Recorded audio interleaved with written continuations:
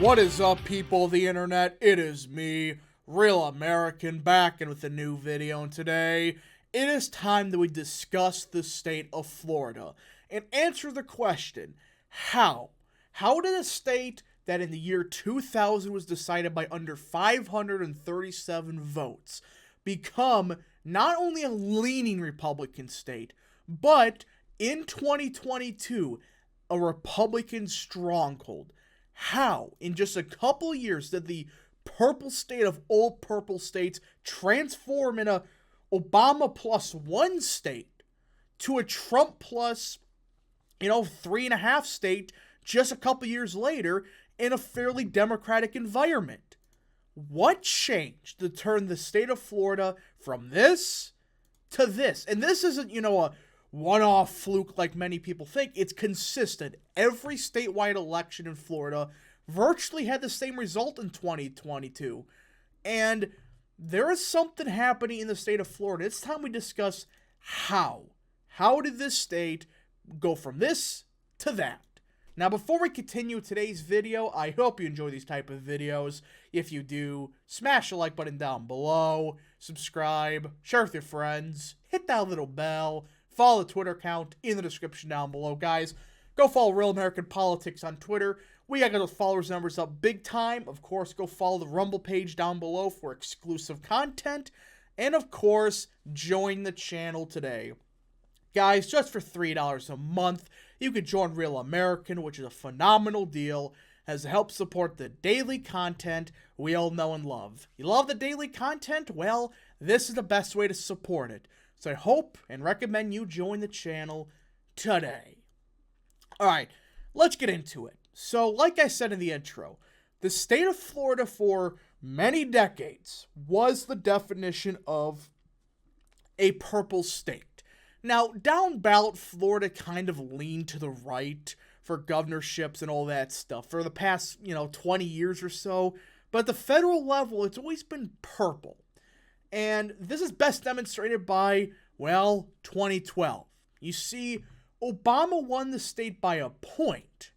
And really, the fact that he won it in this environment is kind of a surprise. I mean, most people thought Romney was going to win Florida. I mean, he didn't lose a popular vote that much. I mean, he did a bit worse than expected nationally.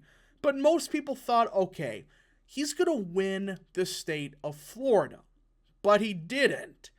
And you look here, and, this is why.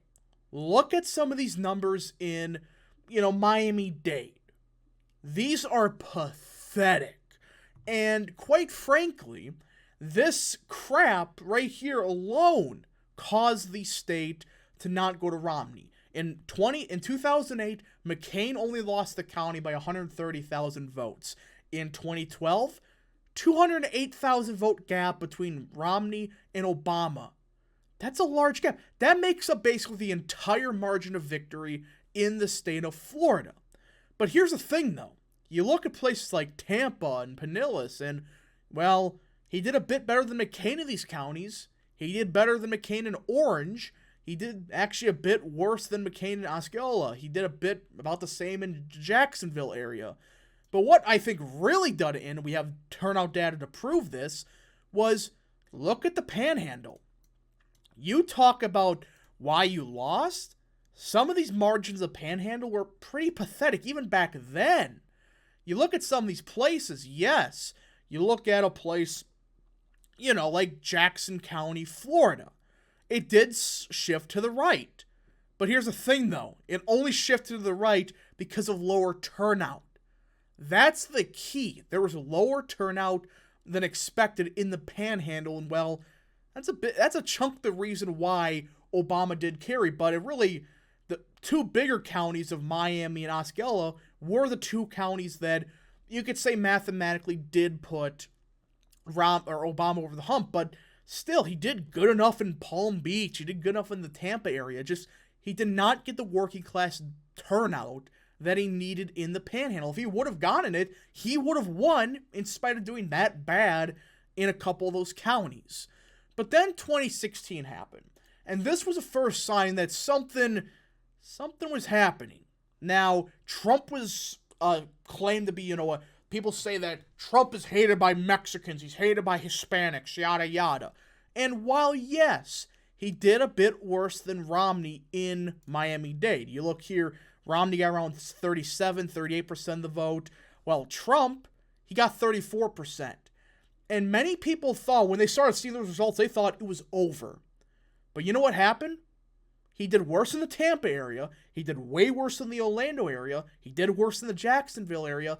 You know what happened? He ran it up in the working class parts of Florida. He completely broke the map. If you don't know, usually Hillsborough was a big indicator for how the state was going to go. And Trump got crushed in Hillsborough. He did not do good at all there. But what changed? Look at Polk. He won it by around 50,000 votes. Look here. Romney only won it by 17,000. That's a huge shift of the vote. And you look at Miami-Dade. Trump lost it by around 290,000. Yes, it was around a 80,000, I guess you could say, decrease over Romney. But you start looking at some of these numbers in a lot of these rural areas, it started to make up the margins. And overall, he didn't do that bad in some of these counties, such as Palm Beach. He lost it by around 100,000. Romney lost it by around 100,000. So Miami-Dade was really the only county down here that really shifted hard against Trump. And Broward kind of stayed the same, but really, outside of Miami, the rest of the state, outside of, Hillsborough and places like Seminole, it did have a dramatic swing to the right. But people still thought, okay, this was a one-off, okay, Trump is hated by Hispanics still. Miami will forever trend Democrat. And quite frankly, you could say that Gary Johnson split the vote, though. There's disputes about who those voters would have went to. Either way, many people thought, well, 2018, there's no way the Republicans win. And, well, guess what happened? They won not only the Senate race, but the governor's race. People seemingly forget. Ron DeSantis was down by 6-7 points according to the polling at the last minute. The last second he was down by a couple points, like 4 or 5 points. Nobody expected him to win. But guess what? He won by 33,000 votes. And really, what happened for his victory? He didn't really do that good in the Panhandle. Yes, there were areas that he did good enough in, but the story was what happened in southern Florida. Look at Palm Beach. He lost the county by around 100,000. Trump, he lost by around 100,000, but you look at the percent. It stayed about the same with turnout. It actually did swing a bit to the left. But Miami-Dade, DeSantis only lost by 20. Compare that to Trump, who lost by 30. And look at that vote gap. It went from, DeSantis lost by only 160,000 votes.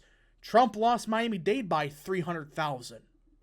And I understand turnout and stuff, but the percent swung like 10 points to the right. This was the first sign that something was happening, especially in southern Florida, that while nobody thought anything crazy, they thought, okay, maybe the margins Trump got in 2016 were the more conservative Cuban vote. Maybe they didn't trust Trump or something like that. But there's no way Trump could improve. Then the shocker of 2020, and I still remember this fondly, when we got the first vote dump out of Miami. Look at this. Trump only lost the county of Miami-Dade by 7. 7. Look how much he lost it by. Only 70,000 votes. Biden got around 617,000 votes. All right? That's how much he got. Clinton got 624,000. So Trump gained almost 200,000 votes just in a couple years. Similar deal in, look at Palm Beach.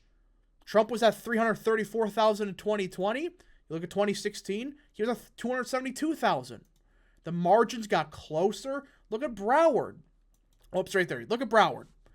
Trump got around 35%. Here, he got 31%. So all of southern Florida had a dramatic shift to the right, but in particular, the Miami-Dade.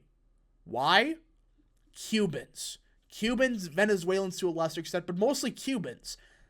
Now, Cuban voters always were more Republican-leaning for obvious reasons. The Republican Party has always been against the socialist stuff and yada yada. Cubans tend to be business owners at a higher rate than other demographics. And what I think did happen was a bunch of Cubans, I don't think they did not trust Trump enough on certain issues, especially with business stuff, which I don't know, but I think that's kind of what happened here. That there were a bunch of Cuban voters that they didn't necessarily trust Trump on certain issues, and that's why they voted for Clinton. But when they realized, wait, Trump is actually standing up, he's not a racist, well, look what happened. And that's not all. 2022 happened. Miami-Dade voted for Ron DeSantis by 11. Voted for Marco Rubio by 9. This isn't a fluke. You don't go from, what was in 2016, a 30-point loss to a 10-point win in just 6 years without a real realignment. And that's what happened. Cuban voters, Venezuelans, all Hispanic voters, they've shifted heavy to the right in the past couple of years. That's what happened in Miami-Dade. But you look at the rest of the place, the Panhandle got even more Republican. So what actually happened? I think there's two parts of it. One, Cubans, Venezuelans, etc., they're naturalizing, they're realizing, wait, Republicans actually stand for my values of family, small business, etc. But that's not all. What have we seen the past 10 years from Florida? More and more conservatives are fleeing New York, California, Illinois, etc. And they're flooding the state as a whole. So that's why you see some of these vote margins that both Rubio and DeSantis got. They're incredible. But you look at how many people moved there, and you realize there's so many conservative voters moving to the state. And many people always thought these were liberal voters. Here's the thing. 20 years ago, yes, the voters moving from New York to Florida, they were more liberal. But in the past couple of years, we have plenty of studies to prove the voters moving to Florida, lesser extent Texas, they're more conservative. They're more, hey, we got to get out of here. It's impossible to live here, and we're not taking our voting habits with us. That's what's been happening. And overall, the state of Florida is gone for the Democrats. Now, this doesn't mean they can't win a statewide race here and there. I'm just saying that, how do you recover? The statewide party's in chaos. The Republican Party, they're going to focus on winning every single county. Their goal is simple. You see all these blue counties that DeSantis didn't win? Yeah, we're going to pick off every single one of them. They're going full on A. We're going to win every single race. That's the mentality the Republican Party needs, and that's what they're doing. And there's a lot of House seats that Republicans could gain from Southern Florida, from Orlando, etc., etc. There's a lot of room to grow for Republicans, up ballot, down ballot, whatever, because the amount of people moving to the state, they're all conservative. Now, it's getting kind of scary how many, because we're seeing in Wisconsin and Michigan, DeSantis, I'm not bashing him. He's a great governor. Don't say this crap, oh, he's a bad governor, Yannick. He's a good governor. But I think he's taken way too many people. I mean, he has taken way too many Republican voters from Wisconsin, Michigan. And quite frankly, Zeldin would have won the New York governor's race had all those voters not left. He would have. But that's just that, folks. And I do think that Florida has turned into a Republican stronghold, and I really don't see how Democrats really recover from this. I mean, like I said, it's very possible they do win a statewide race here and there, but outside of that, it's not pretty, to say the least, for the Democrat Party of Florida. Anyways, folks, thank you so much for watching. If you did enjoy this video, smash the like button down below, subscribe, share with your friends, hit that little bell, follow the Twitter account in the description down below, and join the channel today. Thank you so much. Godspeed to all of you.